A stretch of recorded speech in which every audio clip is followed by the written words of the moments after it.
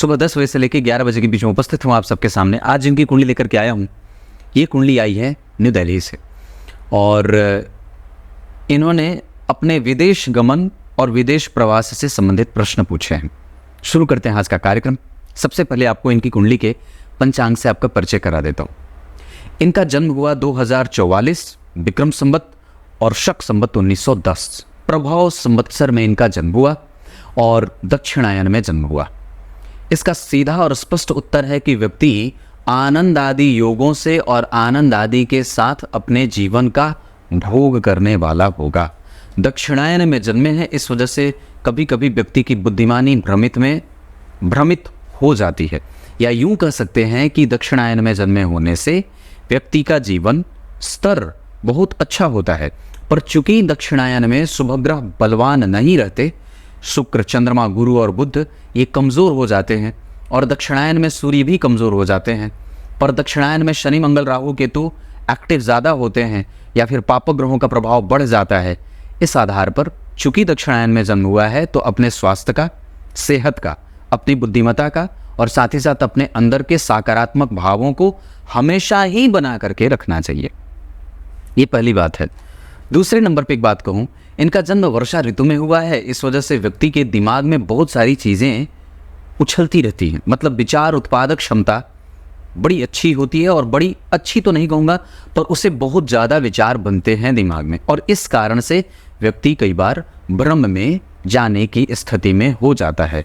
थोड़े ही समय में जब उसका मन अशांत होता है तो ये जो मन अशांत होने का जो दर है वो जल्दी है। उसको लगेगा कि मैं असफल हो रही हूँ तो उसे गड़बड़ी लगेगी। शुक्ल पक्ष के 10वीं तिथि दिन शनिवार के जन्मे होने से व्यक्ति के पास कभी भी धन की समस्या नहीं है। इसके अतिरिक्त उसके पास निरंतरता से, निर्बाध गति से धन आता रहता है। शनिवार के जन्मे होने से व्यक्ति थोड़ा दुखी और प्रश्न पूछने वाला और प्रश्नकर्ता होता है। उसको आप कुछ भी कह दें फिर भी उसके दिमाग में कोई ना कोई सवाल पैदा होता रहे, क्योंकि मैंने ऊपर ही बात कही है कि इनका जन्म वर्षा ऋतु में हुआ है। विशाखा नक्षत्र अच्छा नक्षत्र होता है और इसके अधिपति देवगुरु बृहस्पति देवताओं के गुरु होते हैं और इनका सीधा सा स्पष्ट है कि ये विस्तारवादी नक्षत्र है और ये भुजाओं का नक्षत्र है। आप इसको ऐसे समझ सकते हैं कि इस नक्षत्र में जन्मे लोगों का संचार बहुत अच्छा होता है, इनका कम्युनिकेशन बहुत अच्छा होता है, इनका स्किल बहुत अच्छा होता है। आप ये भी कह सकते हैं कि जो व्यक्ति विशाखा नक्षत्र में जन्मा है वो बहुमुखी और बहुमुखी होता है। मतलब उसके पास एक साथ अगर वो एक रास्ते पे जाए तो बहुत सारा काम, उस रास्ते के जितने काम हैं वो व्यक्ति अपना पूरा कर सकता है। मतलब एक बार में वो मल्टीपल टास्क प्ले कर सकता है। विशाखा नक्षत्र शुभ योग, तैतलकरण ये दोनों ही चीज़ें अच्छी हैं। शूद्र वर्ण और राक्षस गण के हैं, इस वजह से विवाह मिला करके करें, विवाह में कोई दिक्कत ना हो और अपना जिद, अपनी क्रोध की स्थिति, और कई बार व्यक्ति जो होता है वो दूसरे से बहुत ज़्यादा मतलब तो ना रखे, पर फिर भी हमें सात्विक भोजन, सात्विक विचार और सात्विक अवधारणा ये सब अपने पास बना करके रखना चाहिए। कर्म को करने से पहले, उस कर्म के करने के बाद जो फल प्राप्त होने वाला है, ध्यान से समझिए, मैं बड़ी गहरी बात कर रहा हूं। कर्म करने से पहले या कर्म करने के बाद मिलने वाले परिणाम को सोच करके उसके भोक्तापन की स्थिति से जो व्यक्ति युक्त होता है वो दोष युक्त होता है और उसका प्रभाव उस कर्म का कमजोर होता है। भोक्तापन की स्थिति से अपने आप को मुक्त कर देना ही कर्म योग कहलाता है। काम में योग जोड़ दिया। योग क्या है? मुक्त हो जाना, न तो पाने से, न तो खोने से, न तो मिलने से, न तो मेंटेन करने से। तो कर्म योग की बात यहाँ पे दक्षिणायन में जन्मे शूद्र वर्ण और राक्षस गण के हैं। इस कारण से व्यक्ति अब लालची ना हो, उत्कंठा से युक्त ना हो, समझदारी से अपना हर एक काम करे और यही नहीं, वो सबको खुश रखने का आदी हो, सबको प्रसन्न रखने की वो कोशिश भरपूर करता रहे। ये आपकी कुंडली का पंचांग है। इस पंचांग के आधार पे आपका गण और जो वर्ण है वो थोड़ा कमज़ोर है, जिसका एक सकारात्मक पक्ष अगर कहूँ तो वो ये रहेगा कि व्यक्ति को भविष्य में घटित होने वाली घटनाएं पहले पता चल जाती हैं। और शुक्ल पक्ष के 10वीं तिथि के चंद्रमा व्यक्ति को धनवान हमेशा बनाए रखते हैं। शनिवार का जन्म व्यक्ति को दुखी बनाता है, मोटे नख, मोटे बाल और विदेश में रहने वाला और थोड़े परेशानियों से युक्त होकर के अपनी दिनचर्या सेट करने वाला। ये आपका पंचांग है। अब आपको मैं आपकी कुंडली पे लेके आता हूँ। अब आपको इनकी कुंडली में देखिए, ये वृषभ लग्न की कुंडली बनी, स्थिर लग्न की कुंडली है ये। और इसके जो अधिपति होते हैं वो देवताओं के नहीं, दैत्यों के गुरु शुक्राचार्य होते हैं। हालांकि इन्हें हमारी कुंडली में परशुरामावतार के रूप में जाना जाता है। मैंने ये बात बहुत पहले भी बताई है कि जो हमारी कुंडली के नवग्रह हैं वो भगवान के अवतार ही होते हैं, दशावतार। वृषभ लग्न की कुंडली में शुक्र का अच्छा बैठना बहुत मायने रखेगा। इस कुंडली के लिए नवम और दशम भाव के अधिपति होकर के शनि जन्म कुंडली में बैठे हैं अष्टम भाव में, और यहाँ शनि अष्टम भाव में बैठ करके अपनी तीसरी दृष्टि से अपने ही भाव को देख रहे हैं। शनि भाग्य और दशम के अधिपति होकर के अपनी दृष्टि से देख रहे हैं। यहाँ पहले ही राहु बैठे हैं और इस भाव के अधिपति इस भाव के अधिपति शनि बुध से देखे जा रहे हैं। जो बुध कौन है? इस कुंडली के पंचम भाव के अधिपति। जरा विचार करके देखिए तो ये अपने आप में महान राजयोग बनेगा कि पंचम भाव का अधिपति अपने भाव से उठ करके अपने ही भाव में बैठा, गुरु के नक्षत्र में, और वो गुरु लग्न में बैठ रहे हैं। जो वृषभ राशि में शुक्र के संग बैठ करके, लग्न बहुत बढ़िया 17 डिग्री का युवावस्था का है, रोहिणी नक्षत्र का लग्न, और इस कुंडली के पराक्रमेश चंद्रमा जाकर के बैठे हैं अपने भाव से 4 घर आगे। यहाँ व्यक्ति की कुंडली तुला राशि की जो साहस से युक्त बनाए, और अष्टम स्थान के अधिपति लग्न में व्यक्ति को कई बार विदेश गमन करने के लिए मजबूर कर देती है परिस्थितियां। जीवन में उतार चढ़ाव बना रहे और व्यक्ति का रिसर्च क्षेत्र बहुत अच्छा होता है। इसके साथ साथ चंद्रमा बैठे हैं विशाखा नक्षत्र में, और विशाखा नक्षत्र के अधिपति गुरु इस कुंडली के लिए एकादशवें और अष्टम भाव के अधिपति होकर के पापी ग्रह के रूप में खुद को परिभाषित करके लग्न में बैठे हैं। जिसका नक्षत्र का अधिपति सूर्य जन्म कुंडली में व्यक्ति को मेहनती बना रहा है तीसरे भाव में बैठ करके। हम जरा सोच के देखिए तो इस कुंडली में धन भाव बहुत बढ़िया बैठा, इस कुंडली का अष्टम भाव भी ठीक बैठेगा, कोई कमजोर नहीं होगा, और पंचम भाव के अधिपति बुध ने नवम भाव के अधिपति शनि को देखा है। ये नवमेश और पंचमेश का योग व्यक्ति को उत्कृष्ट योगदान दे करके अपने ही नहीं बल्कि कई लोगों के भाग्य का कारक बन जाता है। कई लोगों के लिए ये जातक भाग्यशाली साबित हो जाता है, चाहे वो पिता हो चाहे वो माता हो, परिवार के लिए। और इनकी बुद्धि प्रखर, वाणी बहुत ही उत्कृष्ट और श्रेष्ठ मति बुद्धि का व्यक्ति होता है। एकादशवें भाव में मंगल बैठे हैं जो इस कुंडली के लिए होते हैं सप्तम भाव के अधिपति। इसके साथ साथ वो 12वें भाव के अधिपति होने के कारण मारकेश बन जाते हैं। इसके कारण कई बार व्यक्ति को अपने बड़े भाई से कमजोरी मिलती है। प्राप्त करने में विदेश से व्यक्ति प्राप्त करता है, विदेशी संपत्ति और विदेश से जुड़ करके यश, कीर्ति, मान, सम्मान वगैरह प्राप्त करता है।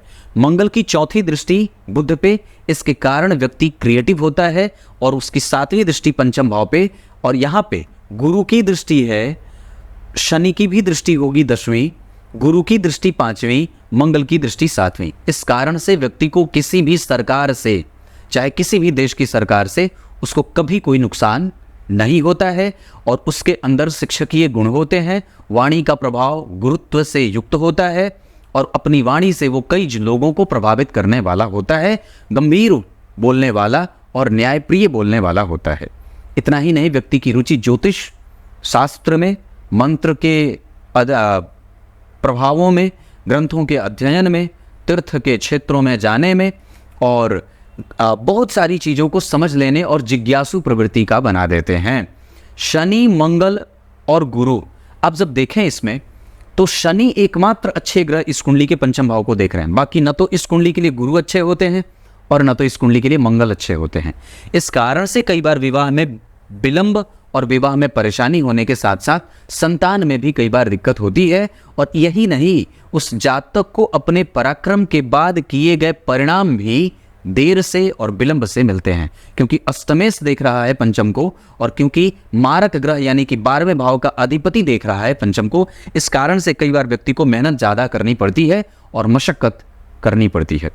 इस कुंडली के आधार पर लग्न में शुक्र और गुरु का बैठना व्यक्ति को बुद्धिमान बनाने के साथ साथ शास्त्र का जानने वाला, बहुत सारे क्षेत्रों का अनुभव रखने वाला, गंभीर मानसिकता और विभिन्न क्षेत्रों में अपना अनुभव लगा करके अपने ही बल पे अपना धन कमाने वाला होता है।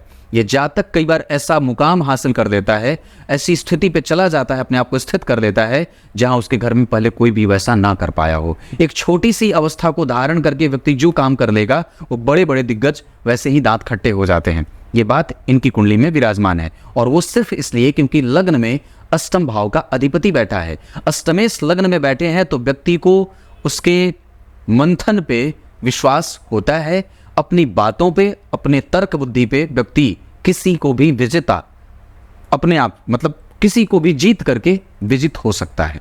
ये निश्चित रूप से इस कुंडली की सबसे अच्छी बात है। पंचम भाव के अधिपति और नवम भाव के अधिपति का एक दूसरे को देख करके व्यक्ति को तकनीक की समझ और चरित्रवान बनाने का योग लग जाएगा। अब इनकी कुंडली में विदेश से संबंधित इनके प्रश्न ज़्यादा हैं, इस वजह से पहले देखते हैं 12वें भाव के अधिपति पंचम को देख रहे हैं। इस भाव का अधिपति बहुत अच्छा है, अष्टम भाव शनि से युक्त है। इस भाव के अधिपति लग्न में बैठे हैं। गुरु और शुक्र जैसे दो शुभ ग्रहों का प्रभाव पंचम भाव पे, सप्तम भाव पे, और कम से कम गुरु की दृष्टि यहाँ के लिए सामान्यतया कभी कभी पेट की परेशानी देते हैं, कभी आलस्य हो जाता है। कर्म क्षेत्र का अधिपति कर्म क्षेत्र को देख रहा है। गुरु भाग्य का सुख नहीं दे रहे हैं और भाग्य भंग योग लगा है, इस कारण से आपको थोड़ी बहुत विलंब में जाने की स्थिति बन रही है। इस कुंडली के आधार पे अभी दशा बुध की चल रही है और निश्चित रूप से ऐसी दशा चल रही है जो आपके मेहनत का परिणाम दे सकती है। इस कारण से अपने आप को गणेश जी को समर्पित करके गणेश जी के निमित्त संकटनाशक गणेश स्तोत्र का पाठ करिए। अपने आत्मबल को मजबूत बनाए रखें। आपकी कुंडली में पराक्रम बहुत अच्छा है। सूर्य 7 डिग्री 28 कला पे पुष्य नक्षत्र में बैठे हैं, जिसका अधिपति शनि इस कुंडली के लिए कारक ग्रह होता है। अष्टम भाव में आयु देते हैं और अष्टम भाव के शनि नुकसान नहीं होते। हालांकि वो शत्रु के घर में बैठे हैं और अपने आप को ही थोड़ा सा कमज़ोर कर रहे हैं। अपने आप को कमज़ोर कर रहे हैं ऐसा तो नहीं कहूँगा, पर वो भाग्य भाव को कमज़ोर कर रहे हैं और मेहनत करने पे आपको विवश कर रहे हैं। एकादशवें भाव में मंगल की राशि का बनना अगर नहीं है तो बैठना भी बहुत अच्छा माना जाएगा, क्योंकि एकादशवें भाव में शनि मंगल राहु केतु जैसे दाहक ग्रह अच्छे परिणाम देते हैं। पराक्रम भाव बहुत अच्छा बना। इस भाव के अधिपति जन्म कुंडली में अपने भाव से 4 घर आगे बैठे हैं और गुरु के नक्षत्र में बैठने से, लग्न में गुरु बैठ जाने से व्यक्ति के पास गंभीरता और अनन्यता का भाव आता है और यही नहीं, वो व्यक्ति विनम्र और दयालु भी होता है। इसके साथ साथ उसकी सुंदरता लोगों के मन को मोहित करने वाली, अच्छी ग्रीवा और एक अच्छा खासा शरीर लेकर के व्यक्ति गंभीर चाल से गंभीरता को धारण करते हुए अपनी वाक चातुर्य से सबको प्रभावित करता हुआ जीवन में आगे बढ़ता है। 45वें वर्ष के बाद व्यक्ति को जीवन में नए इनकम के सोर्स जनरेट होते हैं। माता का, पिता का, भाई का, पति का, दाम्पत्य का, इन सब का सुख इस कुंडली को कमजोर नहीं बना रहा है। सप्तम भाव ठीक होगा। सप्तमेश पंच अपने भाव से 5 घर आगे। सप्तम भाव पे गुरु शुक्र का प्रभाव। चतुर्थ स्थान में केतु माता को बीमार अवश्य बना सकते हैं, पर दशम स्थान का राहु गुरु के नक्षत्र में और कुंभ राशि मित्र की राशि है। जिस नक्षत्र में बैठे हैं उस नक्षत्र का अधिपति केंद्र में बैठा और जिस राशि में बैठे उस राशि का अधिपति इस कुंडली का कारक ग्रह होगा। इस वजह से राहु भी यहाँ महत्वपूर्ण ग्रह के रूप में जाने जाएंगे। इसका सीधा अर्थ है कि आपकी कुंडली में राहु का बल और गुरु का बल, शुक्र का बल, लग्न का बल और साथ ही साथ सूर्य का बल, ये तीनों ही कमज़ोर नहीं है। आपकी कम्युनिकेशन अच्छी है, आपके पास चल अचल संपत्ति का योग बहुत अच्छा है। आपके घर में कभी कभी बाहर से देखने पे सब कुछ अच्छा लगेगा, थोड़ी सी घर में आंतरिक कलह के योग बनते हैं, थोड़ा बहुत मन परेशान रहता है, वो केतु और सूर्य के कारण होता है। माता जी को हड्डियों की बीमारी हो सकती है, आपको पेट से संबंधित समस्या हो सकती है। आलस्य का प्रभाव इस कुंडली में नहीं है, आप साहसी हैं और सबसे अच्छी बात है कि आप अपनी स्थिति को बहुत अच्छे तरीके से समझने की कोशिश करती हैं। इस कुंडली का कम्युनिकेशन अच्छा है और यही नहीं, इस कुंडली का धन क्षेत्र अच्छा है। इस कुंडली का व्यवहार, जगत में आना और उतरना, ये दोनों बहुत अच्छा है। अब एक बात आपको, ये सब जो चीज़ें मैं बता रहा हूँ ये सिर्फ नक्षत्र भाव और के आधार पे बता रहा हूँ और इसके अतिरिक्त काल पुरुष की कुंडली से बैलेंस बना करके बता रहा हूँ। इसके अतिरिक्त आपकी कुंडली में दशम स्थान के अधिपति ने दशम को देखा, दशम स्थान के अधिपति धन को देख रहे हैं, प्राइवेट सेक्टर से नौकरी मिलने का योग बनता है। और दशम स्थान के अधिपति अष्टम में बैठ करके चतुर्थ या पंचम को अगर देखें तो व्यक्ति को कई बार संतान में दिक्कत होती है। इस कारण से इस बात पे आपको फोकस करना चाहिए कि आपके जीवन में जो आपका पराक्रम और उसका परिणाम है वो विलंब से ना हो। इस कारण से बजरंगबली की पूजा, हनुमान चालीसा का पाठ नित्य प्रतिदिन करिए। इस कुंडली के पास बल इतना बढ़िया होगा क्योंकि लग्नेश लग्न में, और लग्न 17 डिग्री का बना है, जिसे महत्वपूर्ण और उच्चतम अवस्था का लग्न कहा जाता है, जो व्यक्ति की व्यवहारिकता से लेकर के, उसके सामाजिकता से लेकर के, उसके आध्यात्मिकता तक को बहुत अच्छे से सकारात्मक रूप से प्रभावित करता है। जन्म कुंडली के 6वें भाव में चंद्रमा तुला राशि के बैठे हैं, जिसके अधिपति लग्न में बैठे हैं, और ये शुक्र लग्नेश भी होते हैं पर उनकी गौड़ राशि लग्न में बनी है। इसका सीधा और स्पष्ट उत्तर है कि प्रमुखतया अगर आप विचार करें तो 6वें भाव का अधिपति भी लग्न में बैठा है, इस वजह से व्यक्ति को नौकरी करनी पड़ती है। और इस कुंडली में जब केतु आएंगे 2030 के नवंबर से, तो 30 से लेकर के संपूर्ण केतु की दशा तक व्यक्ति को अपने ज्ञान के आधार पे अपने अनुभव को इकट्ठा करने की आवश्यकता होती है। इसके साथ साथ अगर आपको मैं बताऊं तो इस कुंडली की सबसे अच्छी दशा 2037 से लेकर के 57 तक, जहां व्यक्ति जरा अवस्था को प्राप्त करेगा। और यही नहीं, इनकी कुंडली में अगर कमजोरी वाली दशा जो बीतेगी उसमें मंगल में गुरु, मंगल में शुक्र का अंतिम, मंगल में चंद्रमा और मंगल में बुध, ये कुछ दशाएं कमजोर जा सकती हैं। वैसे इस कुंडली के आधार पे राहु की दशा में मंगल, राहु की दशा, अंतर प्रत्यंतर की भी बात करता हूं, राहु की दशा में केतु, राहु की दशा में बुध, राहु की दशा में मंगल, राहु की दशा में गुरु, ये कुछ कमजोर दशाएं बीत सकती हैं। अगर इस कुंडली को कुछ भी अच्छा करना हो, मतलब कृत्य के आधार पे कहूं तो नया घर, नई गाड़ी, नया वाहन या कुछ अच्छा मांगलिक और मतलब भौतिकीय सुख साधन से इकट्ठा होकर के अगर कोई काम करना हो तो आपकी कुंडली के लिए शनि की दशा, आपकी कुंडली के लिए गुरु की दशा और आपकी कुंडली के लिए शुक्र की दशा के साथ साथ सूर्य की दशा अच्छी रहेगी।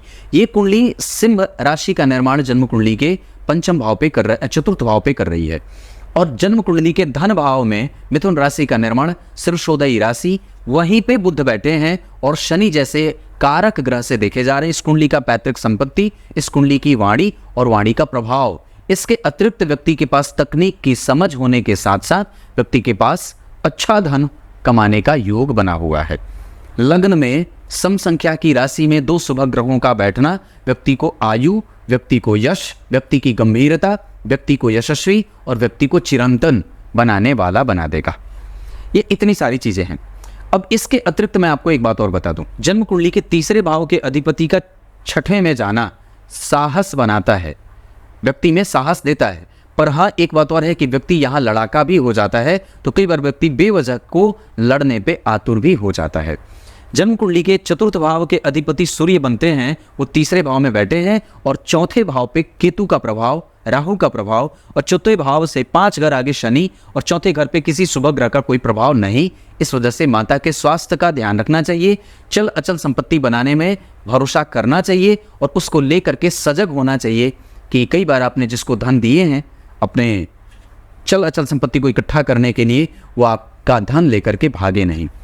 पंचम भाव के अधिपति बहुत अच्छे बैठे हैं, 6वां भाव ठीक बैठा, 7वां भाव मंगल बहुत बढ़िया बैठे हैं, सूर्य से त्रिकोण में, शनि से कोई प्रभाव है नहीं, इस वजह से वो ठीक हैं।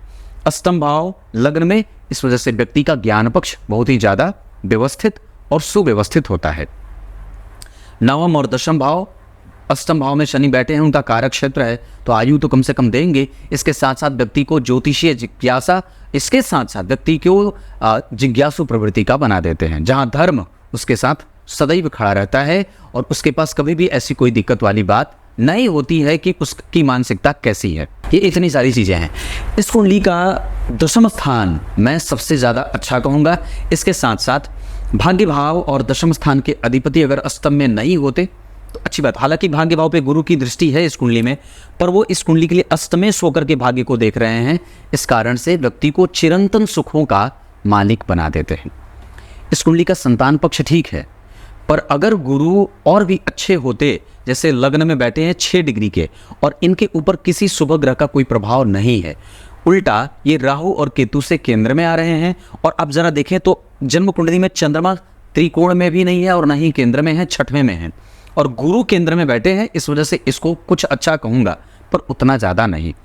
वैसे इस कुंडली का मंगल बुध को देख करके और पंचम भाव पे शनि और मंगल का प्रभाव संतान से कभी कभी खटपट और पति के प्रेम से कभी कभी वंचित बना देने वाला भी होता है। उसके साथ मतभेद ना हो, इस वजह से चतुर्थी का व्रत करना चाहिए। ये आपकी कुंडली का पहला चैप्टर है। इसी कुंडली का दूसरा हिस्सा मैं आज ही के शाम के कार्यक्रम में बताऊंगा, जिसमें नवांश और दशमांश होगा। तब तक के लिए बहुत बहुत नमस्कार।